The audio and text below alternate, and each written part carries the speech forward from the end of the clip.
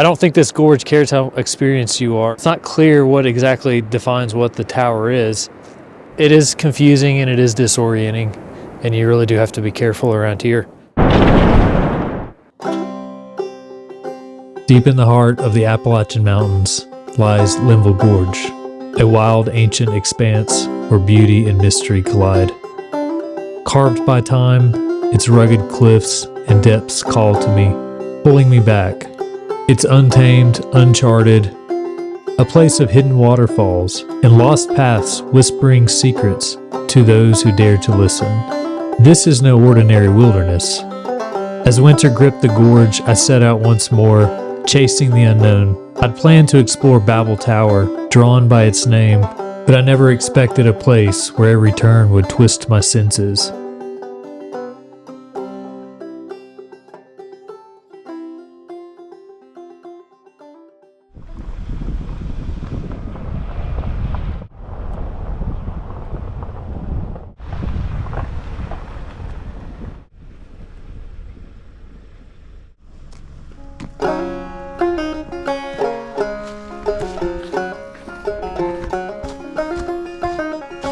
Hey YouTubers, I'm in Linville Gorge this morning and it's about 20 degrees out and we got a little bit of snow last night. I'm gonna be hiking down to Babel Tower, which is a big rock tower that formed down next to the river in the gorge.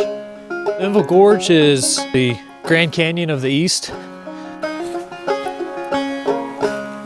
They say that the Babel Tower's name comes from the Old Testament story about confusion. The wind and the echoing walls in the gorge can play tricks on your ears, which feeds into the whole confusion reputation. There's an old legend here that talks about hikers getting lost in the gorge around the tower. One story is about somebody chasing a light into the woods around the tower, and it's definitely easy to get lost. True or not, it's enough to make people extra cautious and give it its name.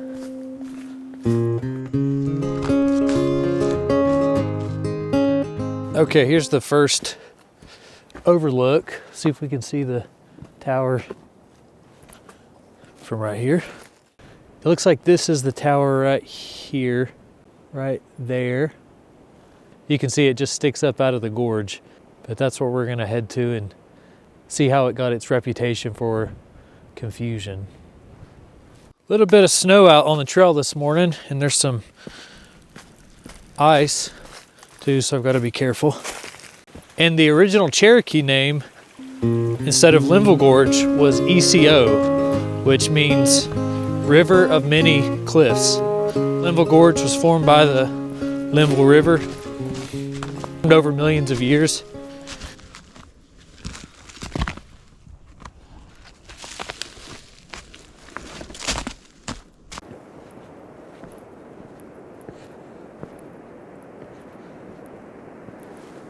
This is just beautiful. I'm down a little farther into the gorge and I'm getting closer to the tower, which I can actually see it right here.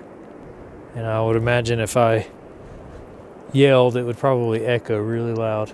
See more of the rock walls from in here. And the river is actually pretty loud.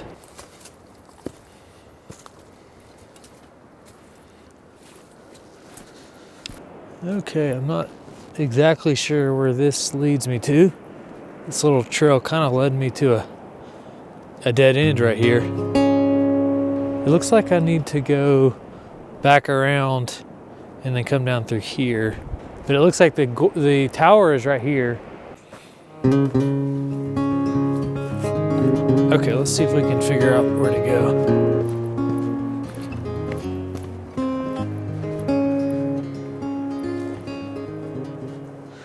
Okay, this looks like the right way. You can see the top of the Babel Tower right here, right there. So that's where I'm gonna try to get to. This is that little trail that I was just on.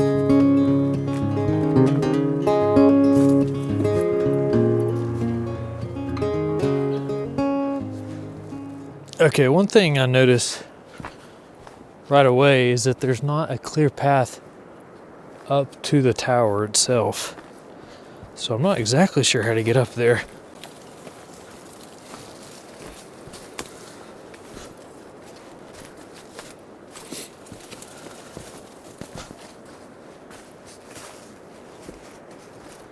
This is the back side of it.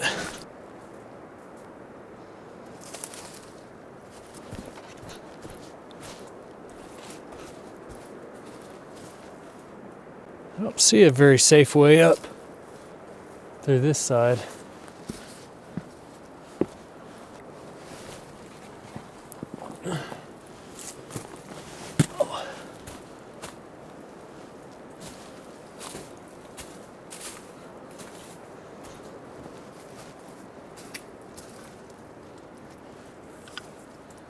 Here's a little crevice.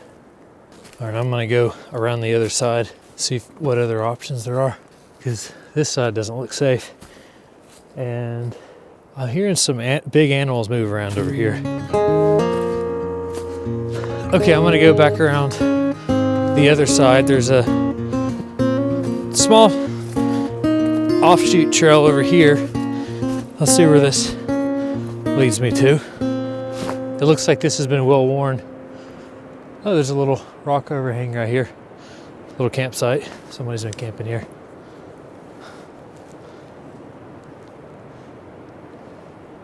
This would be a good spot to camp.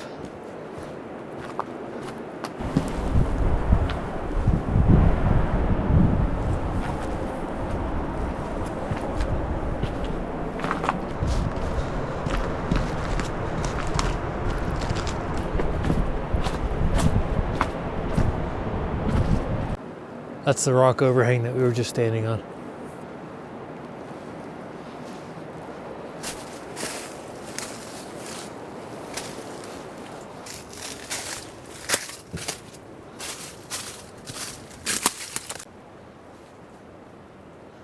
It's a little steep back here, but I think I can make it up through there. No problem.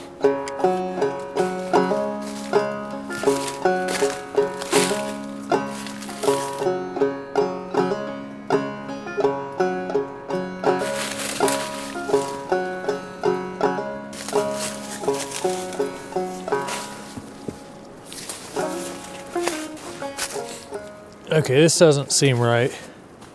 I'm gonna keep going around this and see if I can find a better spot to go up.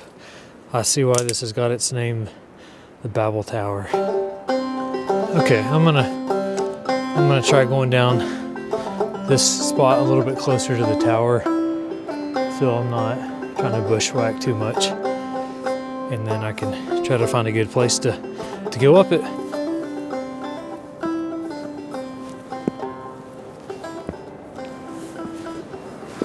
All right, I think this is where I was trying to come up earlier, right here. And it looks like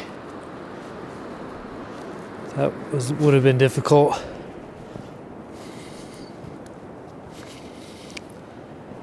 I think this is probably the best way up.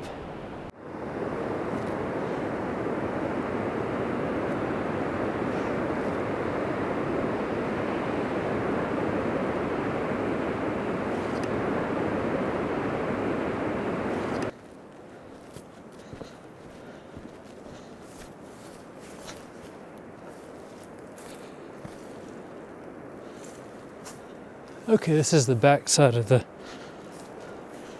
tower.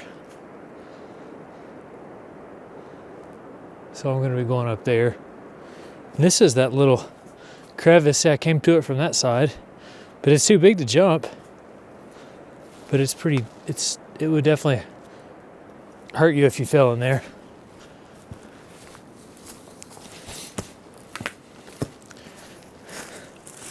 Just looking at it from this side.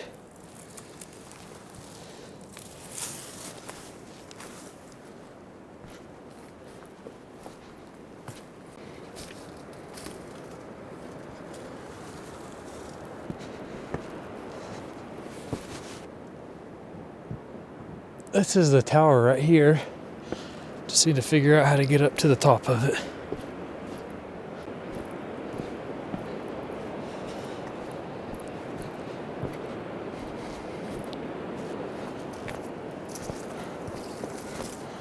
Ooh, this is icy right here.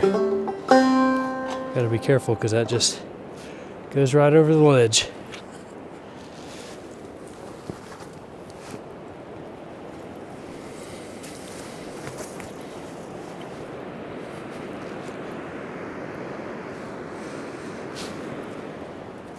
There's a little cave, rock overhang. There's a lot of cracks and crevices in this rock. It's stacked on top of each other. It's like a stack rock. And so you could see how a lot of cracks and crevices could end up in it. Some of those icicles are pretty big. Here's a big one. That one's probably 3 feet. Okay, I think we're headed down the right path now. Once we got on the right side of the tower. This seems to be a pretty well used path. I've just got to be careful over here because this part of the tower is in the shade and it's still pretty icy. Not much snow though.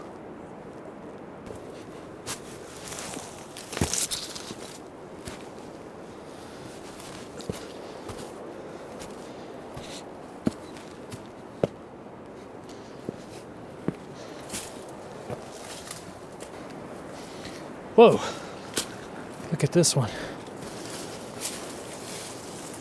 This is another pretty big cave. It goes back about 10 feet and it's got a good overhang to stay out of the rain. It's pretty wide too. One feeling that I'm getting up here is that there's a lot of cracks and crevices like this cave right here. And there's cracks and crevices all over the place. And it feels ominous. It feels like somebody's watching me or there's gonna be an animal jump out at any moment. And I'm hearing the ice fall from high, big icicles fall from like 20, 30 feet up, and it sounds like there's people walking around. I keep walking and finding little cliffs and ledges that you have to be real careful about because they just kind of show up. Here's another little crevice, little cave. This is the last section before we get to the top of the tower. I've got a pine tree over my head that I just realized that's falling down. I better get out from underneath it.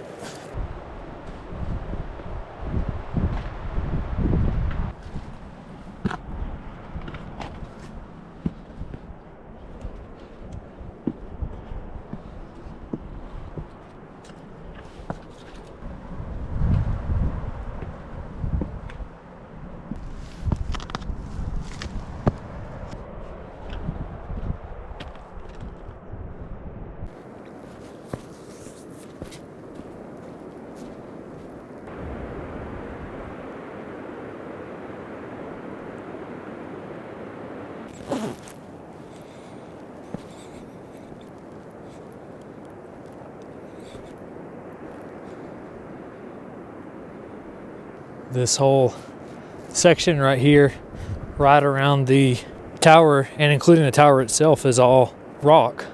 And the river is pretty loud right here. And I think it's because it's echoing off the gorge.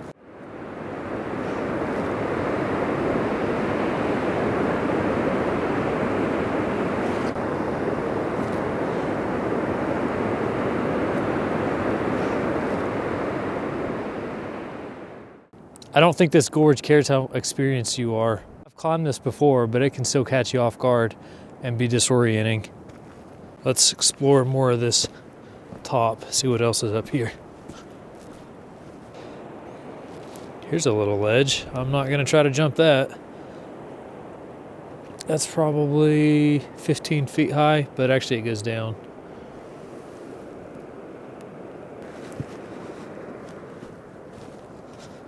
So let's see what's over here.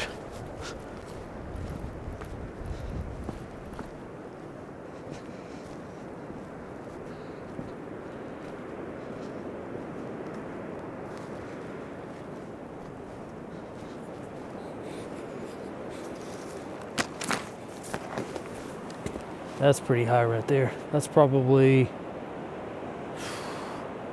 50 feet up at least.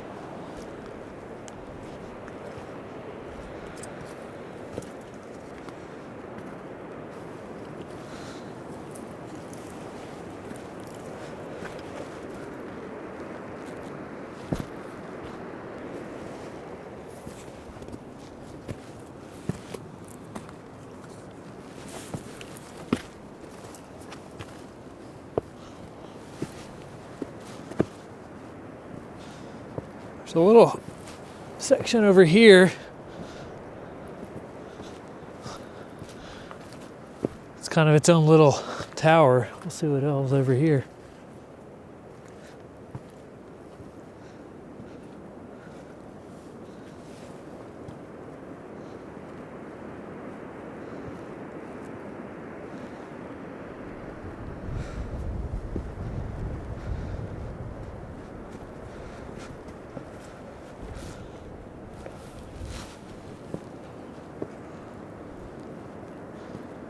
The one thing that's confusing about it is that it looks like there's a fork and there's more than one river coming together.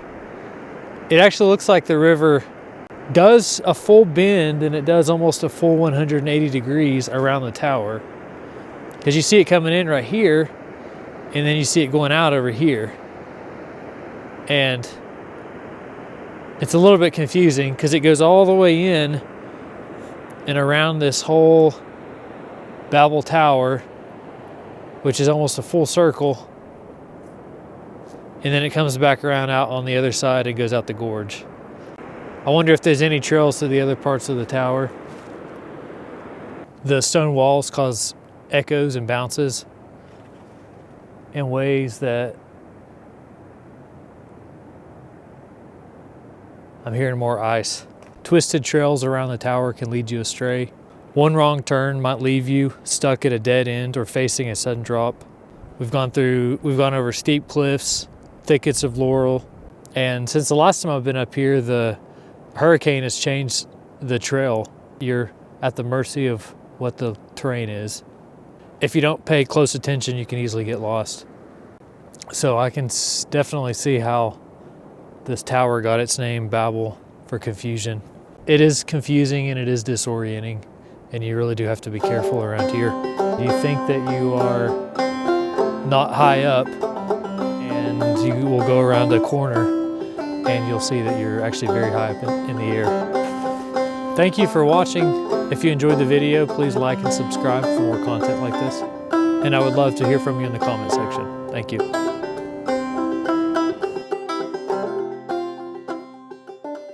There's been a group of people working really hard to get the trail ready and get all these logs off the trail. Right here's a good example of one. This is pretty big.